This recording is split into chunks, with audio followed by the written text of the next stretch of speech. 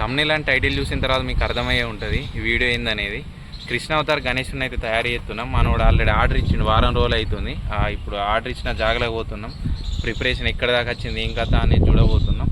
And అందులో కొన్ని changes చేసేటివి ఉన్నాయి. ఆ పంచ కలర్ అది ఇది చలో ఎట్లుందో మీకు చూపెడదు ఇప్పుడు పోయిన తర్వాత. ఈరోజు శ్రావణంలో లాస్ట్ రోజు కావడంతో పక్కనే ఉన్న శివయ్యను దర్శించుకొని ఆర్డర్ ఇచ్చిన ప్లేస్కి అయితే పోయినాం.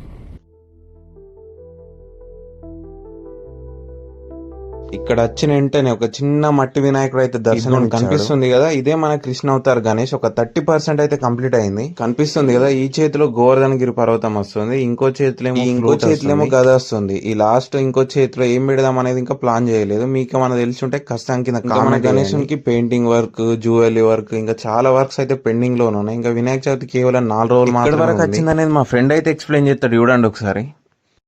మొత్తానికి అయితే ఒక 30% వరకు అయిపోయింది మన వినాయకుడు. దీనిపైన ఏంటంటే ఒక గోవర్ధనగిరి లాంటిది ఒకటి తయారు చేసి ఇక్కడ ఈ వేలు పైన అనేది నిలబెట్టాలి గోవర్ధనగిరి.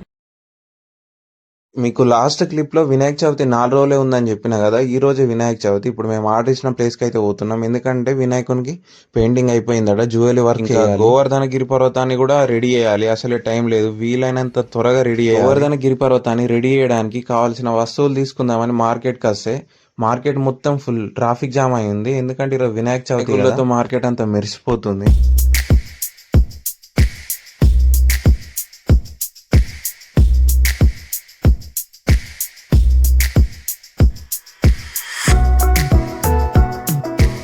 అక్కడ నుంచి సీదా షాప్కు పోయినాం కావాల్సిన ప్రొడక్ట్స్ తీసుకోవడానికి. గోవర్ధనగిరి పర్వతం రెడీ చేయడానికి కావాల్సిన వస్తువులని రూముకి తెచ్చుకున్నాం. ఏమేమి తెచ్చినా చూపిస్తాయి చూడండి. 2 థర్మాకోల్ షీట్స్ తెచ్చుకున్నాం, ఇంకోటి పెయింట్ తెచ్చుకున్నాం పెయింట్ వేయడానికి, ఇంకా ఒకటి ఇది తీసుకొచ్చాం గమ్ అతక పెట్టడానికి. చలో ఇంకా గోవర్ధనగిరి పర్వతం రెడీ చేయడం అయితే స్టార్ట్ చేసేద్దాం. 2 థర్మాకోల్ షీట్స్ తీసుకొని వాటిని రౌండ్ గా అయితే కట్ చేసినాం. తర్వాత ఒక కాటన్ బాక్స్ రౌండ్ గా కట్ చేసి దాని మీద ముద్దలు చేసిన పేపర్స్ ని పెట్టి దాని మీదకి గమ్మునైతే అతక పెట్టినాం.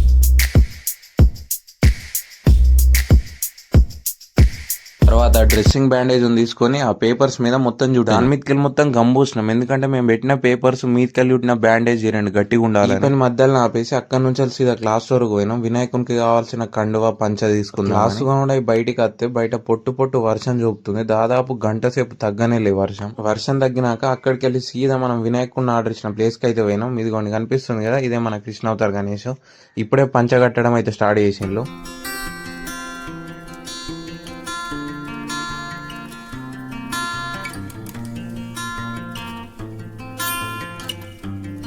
మా కృష్ణావతార్ గణేష్ మేకింగ్ ఒక 70% అయితే అయిపోయింది. ఇక్కడ నుంచి మన విలేజ్కి ఎక్స్పోర్ట్ చేసుకుని అక్కడ మిగతా వర్క్ అయితే చేసుకోవాలి. ఇట్లా మాట్లాడుతుండగానే మా ఫ్రెండ్స్ అయితే బుల్లోరా తీసుకొని వచ్చిండ్రు వినాయకుడిని తీసుకెళ్ళడానికి. ఒక కొబ్బరికాయ కొట్టి వినాయకుడిని అయితే అక్కడ నుంచి తీసుకుపోతాను.